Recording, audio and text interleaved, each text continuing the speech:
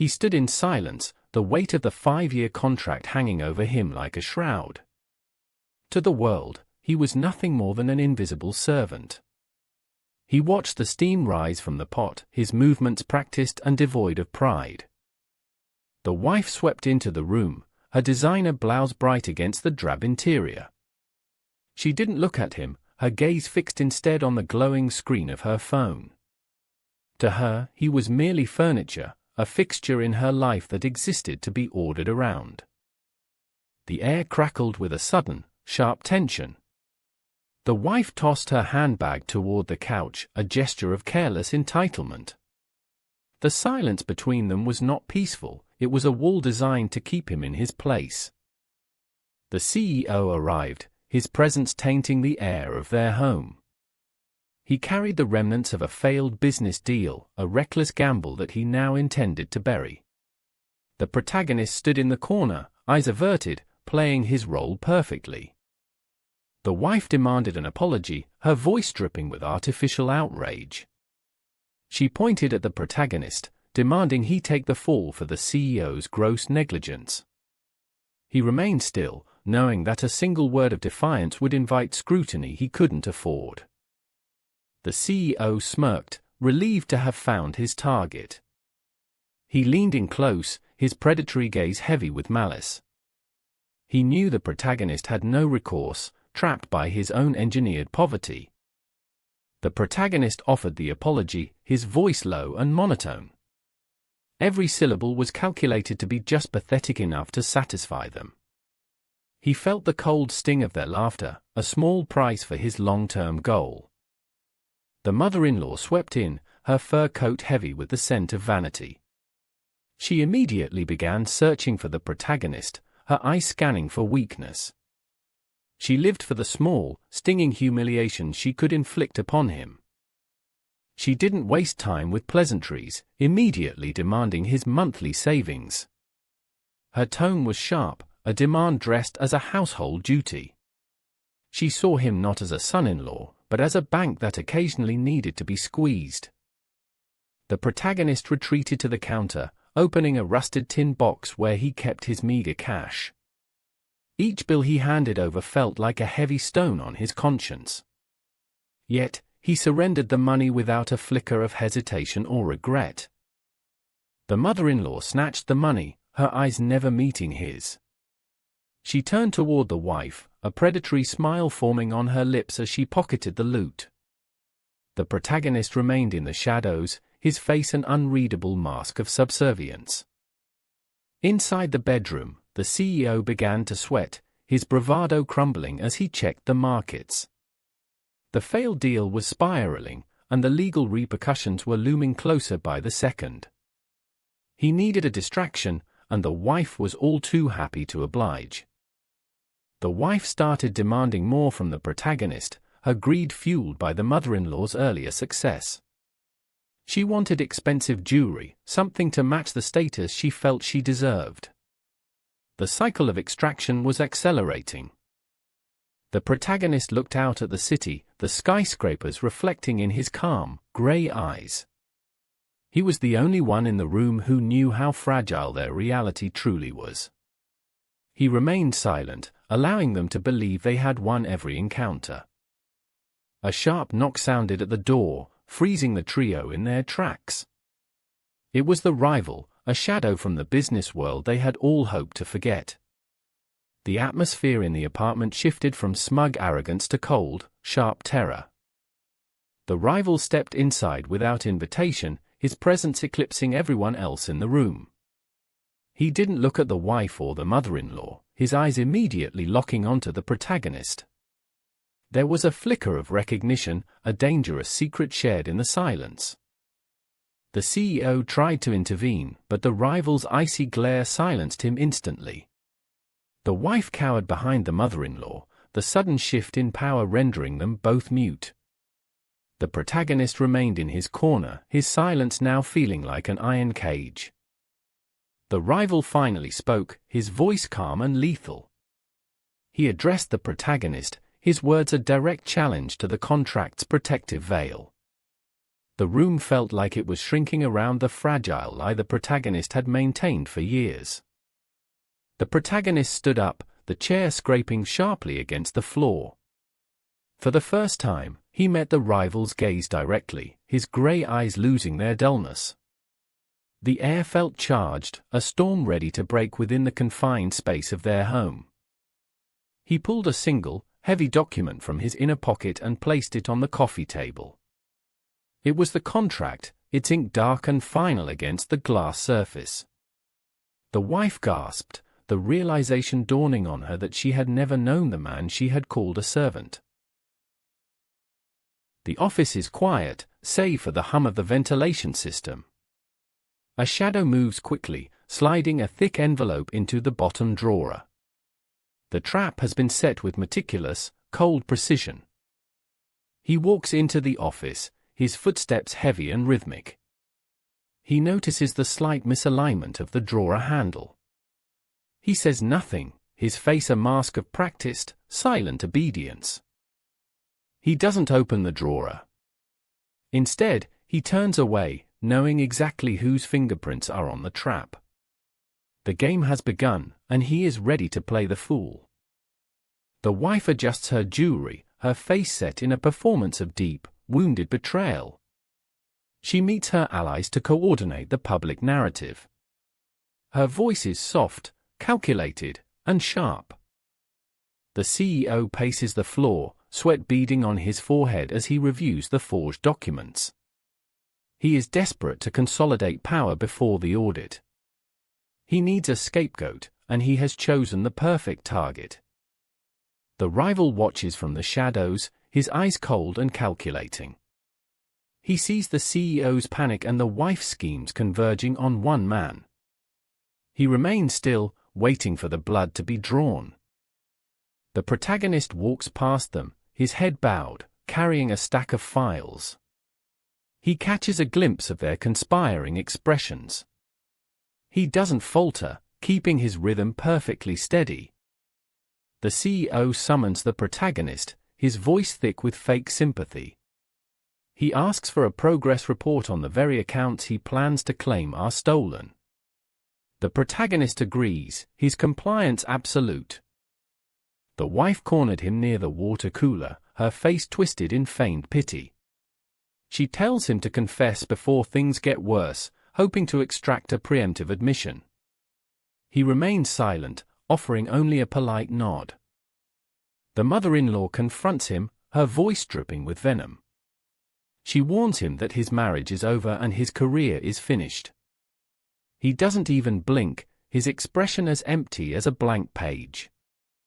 Rumors spread like wildfire through the office walls. People whisper, glancing his way with eyes full of mockery.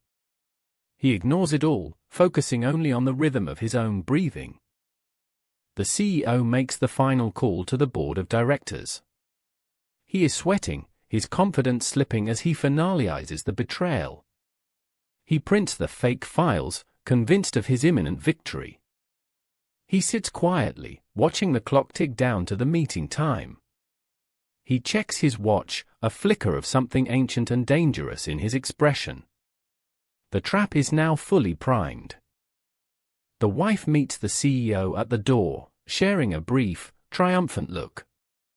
They enter together, a united front ready to destroy a man they believe is defenseless. The stage is set for the final humiliation. He follows them in, his demeanor perfectly subservient. He takes his seat at the far end of the long table. The air is thick with anticipation and the scent of expensive cologne. The CEO stands, slamming a file onto the table. He begins his speech, his voice booming with fake indignation.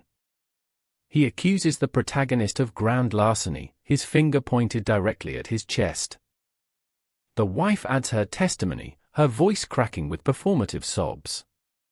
The board members murmur, their faces turning towards the protagonist with disgust. He sits perfectly still, refusing to defend himself. The CEO demands the protagonist hand over his badge and security clearance. The protagonist stands, moving with a sudden, eerie grace. He reaches into his jacket, not for the documents, but for his phone. He hits send on his phone. Instantly, every screen in the room turns black, then flashes with a single, glowing red notification. The CEO's face goes pale as the truth hits the screens. The protagonist rises, his posture changing. He is taller, sharper, more dangerous. He looks at his wife, then at the CEO, his voice cold and clear. The 5-year contract is finally void. The silence in the room was heavy, broken only by the rhythmic hum of the ventilation system. The protagonist sat perfectly still, his hands folded neatly on the cold metal surface. He was not waiting for an attorney, but for a signal that the 5-year clock had finally struck midnight. A phone rang, piercing through the precinct's chaotic atmosphere like a gunshot. The captain picked up the receiver, his expression shifting from annoyance to pure, unfiltered terror as he listened to the voice on the other end. He dropped the phone, his face drained of all color. The iron bolt slid back with a grating screech that echoed down the hallway. Guards who had treated the protagonist like garbage only an hour ago now stepped back, heads bowed in sudden deference. He rose slowly, smoothing out the frayed cuffs of his shirt as if stepping into a kingdom. He bypassed the security protocols with the ease of a man walking through his own front door. His fingers danced across the holographic interface, routing assets through dozens of shell companies. Each transfer was a surgical strike against the empire that thought it had shackled him. The CEO stared at his screens, watching the ticker symbols turn red in real time. Millions were hemorrhaging from his accounts, vanishing into digital voids he couldn't track. He roared in frustration, overturning a glass of expensive scotch onto his mahogany desk. The wife stood frozen as her credit card was declined for the 3rd time in 10 minutes. Panic began to claw at her throat, replacing her usual arrogant facade with something much sharper. She frantically checked her banking app, only to find a balance of 0. The mother-in-law entered the room, her voice a sharp demand for service that went unanswered. She found the house unnervingly quiet, a stark departure from the usual bustling staff. Her face twisted into a mask of indignation as she realized nobody was coming to cater to her whims. The rival watched the market data, his icy eyes narrowed in suspicion as he noted the strange movement of capital. He recognized the pattern, a ghost from the past he thought had been buried 5 years ago. His knuckles drummed against the glass table, a signal of his growing agitation. The protagonist stepped out into the night air, the cool breeze a sharp contrast to the suffocating heat of the police station. He adjusted his collar, his shadow long and imposing against the wet brick walls. He took a single breath, savoring the taste of absolute freedom. The CEO frantically dialed his associates, his voice cracking under the weight of his mounting debt. Everyone was either unavailable or pretending they didn't know his name. He realized then that he wasn't just losing money, he was being erased. The wife marched toward her husband's office, her heels clicking rhythmically against the marble floor. Her anger was a shield, masking the dread that had started to settle in her stomach. She was ready to demand answers for the strange warnings appearing on her accounts. She burst through the doors, only to find the CEO standing in the center of the room, looking utterly defeated. He didn't even look at her, his eyes fixed on the empty screen of his main terminal. The life they had curated so carefully was crumbling to dust. The mother-in-law was frantically shoving jewelry into a small leather bag. Her hands shook, causing a diamond necklace to snag on the lace of her nightgown. She knew if the money vanished, the facade of their family's prestige would vanish with it. The rival stepped out of his car, his movements fluid and predatory.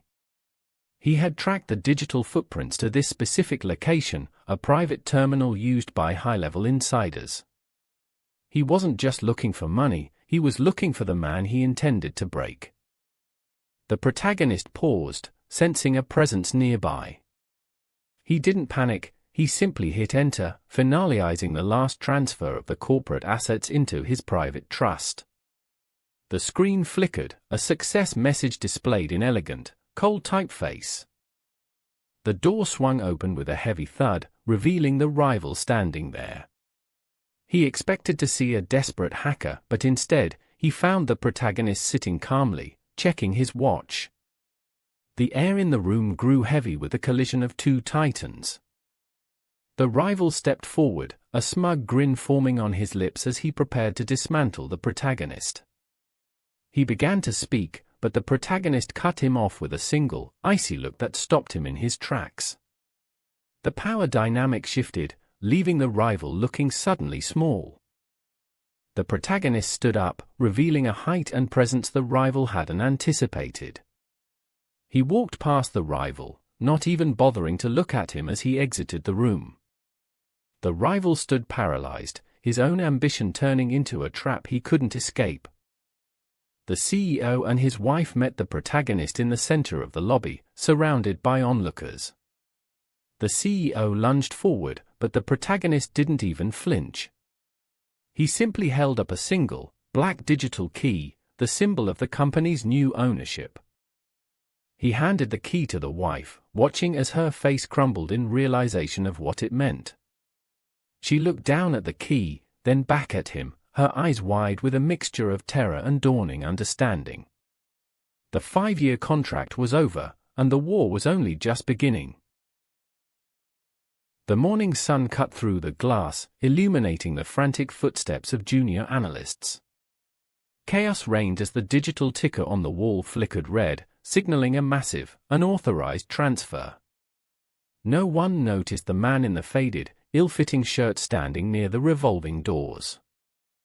Inside the executive suite, the air was thick with the scent of stale coffee and desperation. The CEO slammed his fist against the mahogany desk, his knuckles turning white. He stared at the blank screens that moments ago held his empire's fortune. A sharp knock echoed through the room, but the CEO was too paralyzed to answer. The protagonist stood in the hallway, clutching a stack of discarded files. He watched the man who once humiliated him descend into a frantic, spiraling panic. The protagonist walked past the glass wall with deliberate, slow steps. He adjusted his fraying cuffs, a gesture of practiced insignificance. He was an invisible gear in a machine he now owned entirely. The wife stood by the elevators, her expensive silk blouse strained as she fumbled with her phone. She was frantic, unaware that her luxury lifestyle had just been stripped away by an anonymous shell company. She didn't spare a glance for the servant walking by. The CEO shouted into his phone, demanding answers from offshore banks that had already severed ties. His desk was littered with legal documents, now useless paper. He was hunting for a ghost he couldn't name. The protagonist stopped to fill a plastic cup with water, his movements rhythmic and steady. He heard the muffled screams of the CEO from the hallway. He drank, feeling the cold liquid wash away 5 years of silence. The mother-in-law arrived, her fur coat heavy, her expression one of cold entitlement.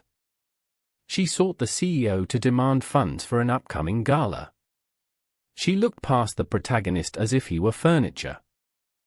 The CEO emerged, his eyes wild and unfocused, nearly colliding with the protagonist. He didn't see the man who owned his debts, he only saw an obstacle to his escape. He shoved the protagonist aside without a word. Hidden away in the quiet, the protagonist accessed a terminal. With a few keystrokes, he locked the CEO out of the final liquidity accounts. He remained the silent observer, his net worth hidden behind ironclad privacy walls. The rival arrived, walking with the heavy, calculated steps of a shark. He had smelled the blood in the water. He didn't acknowledge anyone, his gaze fixed on the executive floor with predatory hunger. The CEO collapsed into his chair as the rival entered without permission. The air in the room grew heavy, the power dynamic shifting in an instant. The rival smiled, a gesture devoid of warmth. The wife watched the rival enter the office from a distance, her intuition warning her of danger. She pulled at her gold necklace, her poise beginning to crack under the weight of the unknown. Everything she built was slipping away. The protagonist hovered nearby, a shadow in a cheap uniform. He watched the rival, knowing the man was walking into a phantom market crash. The irony was sweet, kept locked behind his practiced, empty face. The CEO tried to stand, but his legs failed him. He was losing control of his board, his staff, and his sanity. The rival leaned in, whispering something that broke the remaining shell of the CEO's resolve. The wife burst into the room, her composure finally shattered. She demanded to know who had initiated the sell-off. The CEO just stared at her, his mind empty and broken, unable to offer an answer. The mother-in-law entered, gasping at the sight of her son-in-law's defeat. She clutched her pendant, the symbol of her status now worth nothing. The power dynamic in the room was irrevocably shattered. The protagonist stepped forward, finally breaking his silence. He didn't look at them as equals, he looked at them as a man looks at old, broken toys. He held a single, crisp document in his hand. The CEO looked up, finally focusing on the man he had ignored for years. He saw the shift in posture, the coldness in the eyes, a man he didn't recognize. The document hit the desk with a sound like a gavel. The silence in the room was deafening. The protagonist smiled, but it didn't reach his eyes, it was the smile of a predator that had finally been released from its cage. Everything was about to change. The wife stares at her reflection, her hands trembling as she runs them over the fabric of her favorite couture gown. It feels brittle, like cheap paper. She knows this dress cost a fortune, yet the stitching unravels at the slightest tug.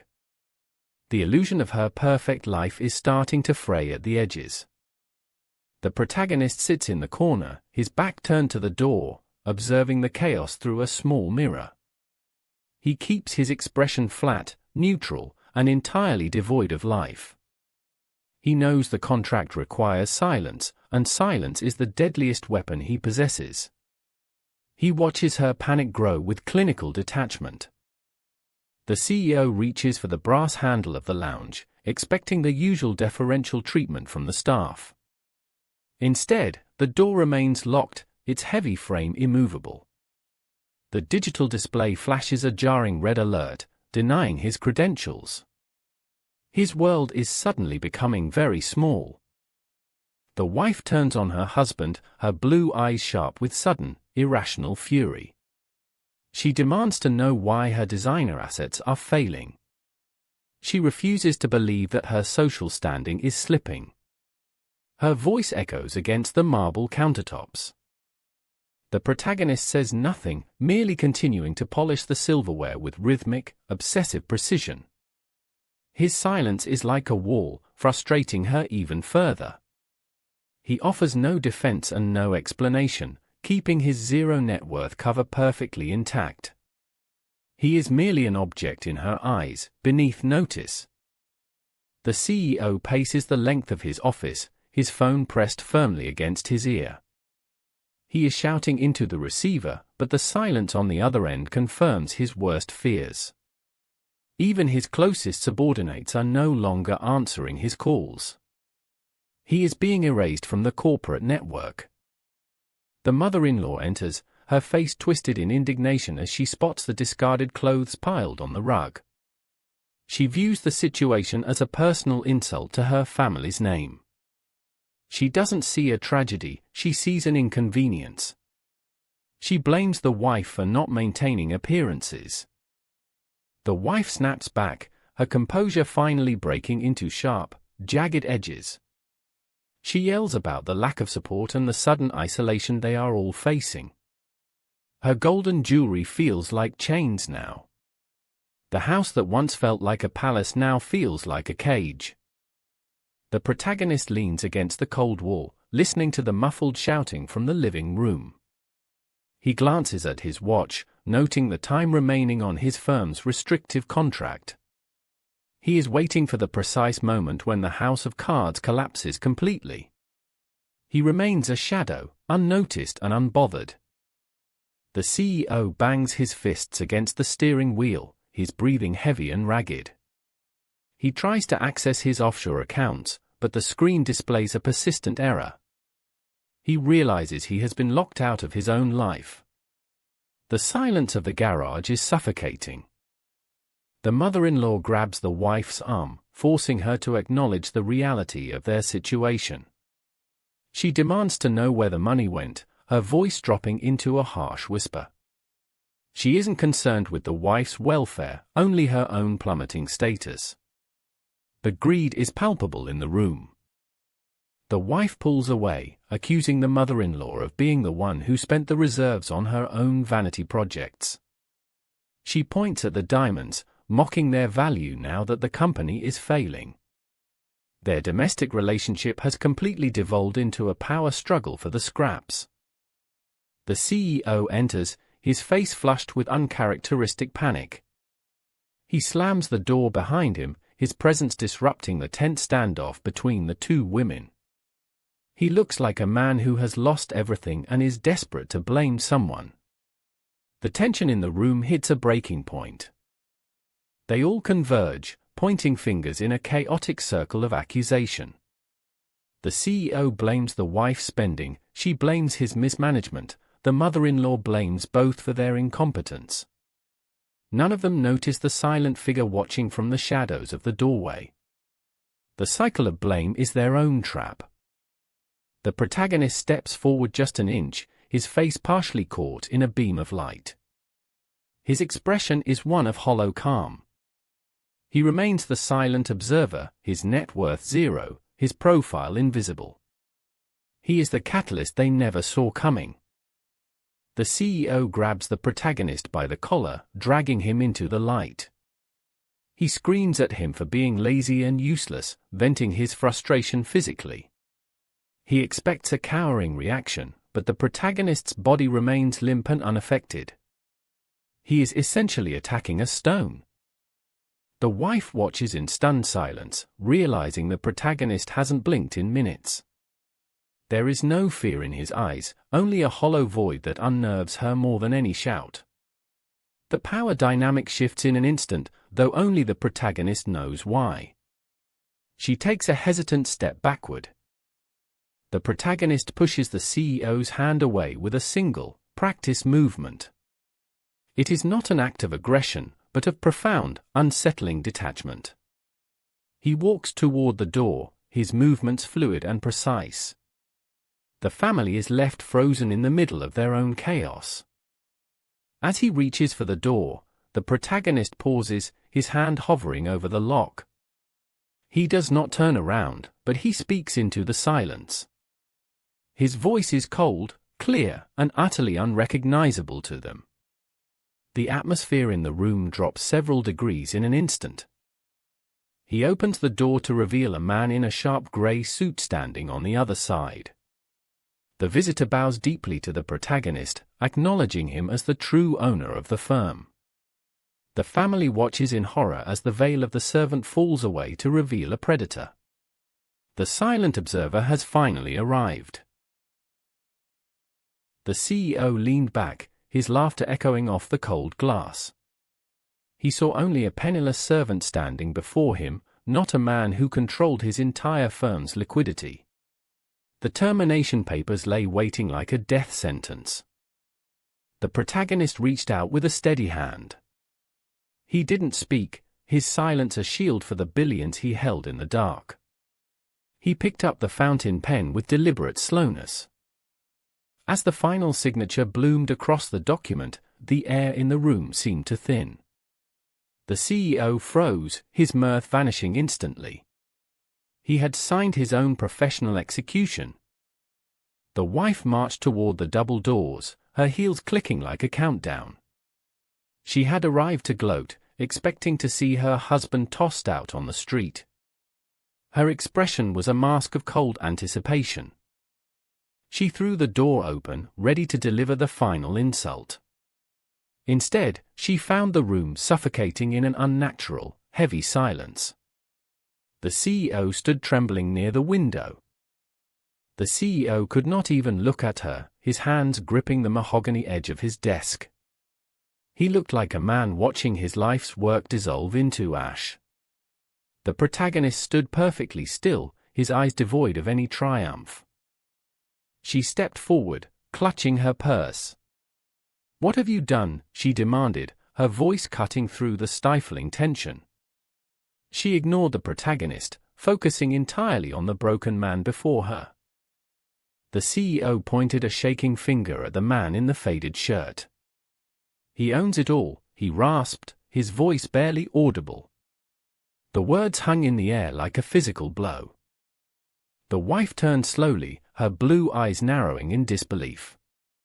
She looked at the man she had treated as a servant for years.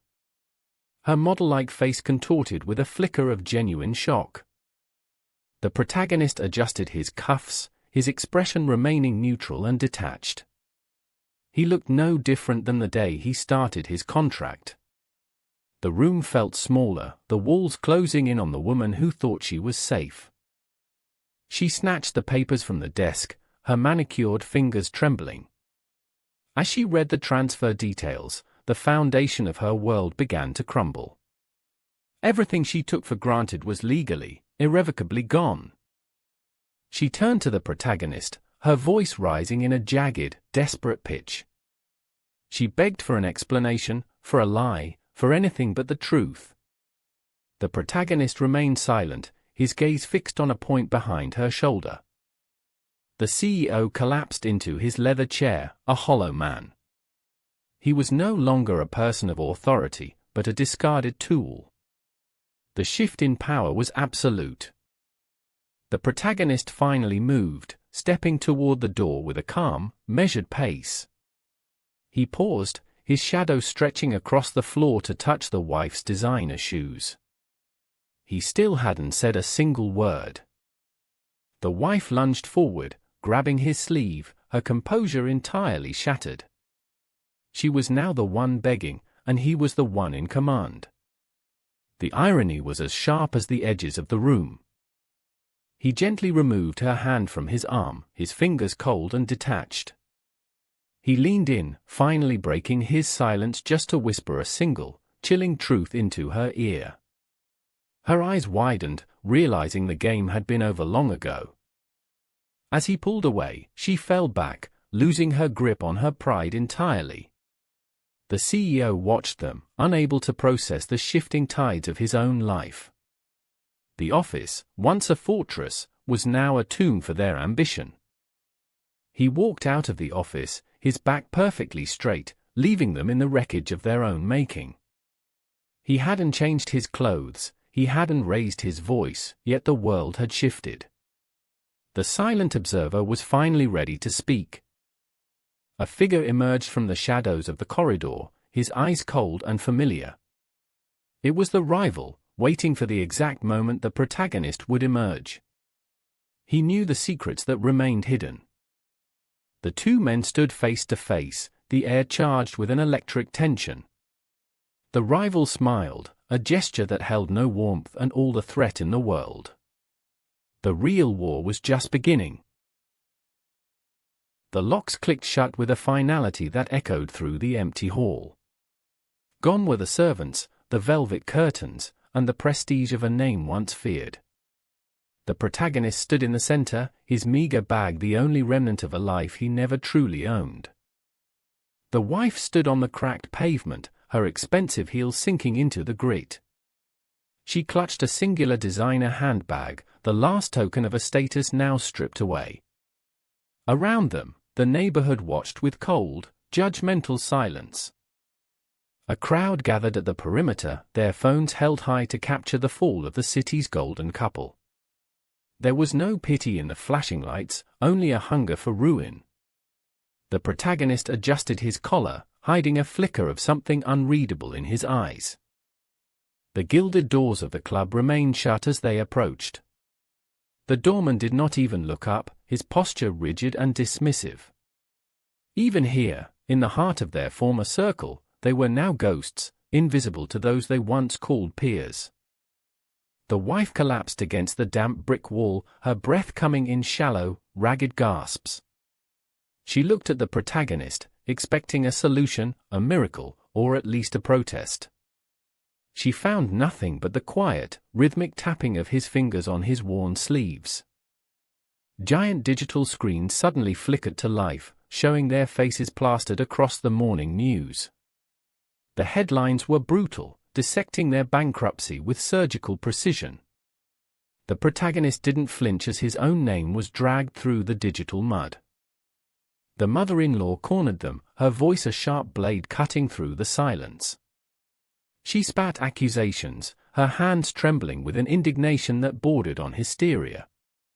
The protagonist sat still, his gaze fixed on the steam rising from his cheap cup. The CEO stared at the ledger, his hands shaking as he realized the funds were gone. He threw his phone against the mahogany desk, the sound echoing like a gunshot. The empire was hemorrhaging, and the culprit was nowhere to be found. The protagonist and the wife descended into the bowels of the city, hidden among the commuters. The anonymity was a double-edged sword. They were finally safe, but completely stripped of their identity. She covered her face, unable to bear the touch of the common crowd. The rival watched the news from his high-rise perch, a thin, cruel smile playing on his lips. He poured a drink, his eyes fixed on the footage of their disgrace. He sensed something was wrong, a tremor in the logic of their fall, but he couldn't pinpoint it. They signed the lease for a studio apartment that smelled of damp and failure. The protagonist counted out the last of their cash, his movements fluid and precise. He didn't look at the wife as she wept, his mission required a heart of stone. The windows were barred, and the walls were paper-thin, vibrating with the sounds of the city. The wife sat on the edge of the mattress, looking at her bare hands, now devoid of rings. She was a bird that had lost its wings, grounded by the weight of their fall. In the dead of night, the protagonist finally allowed his mask to slip. He reached under the floorboard, revealing an encrypted drive that held the key to the firm's true assets. He kept his breathing steady, knowing the slightest deviation would trigger the hostile takeover.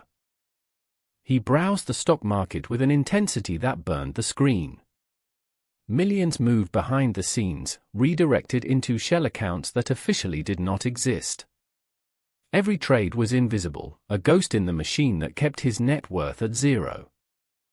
The CEO arrived unexpectedly, pounding on the door until the frame groaned.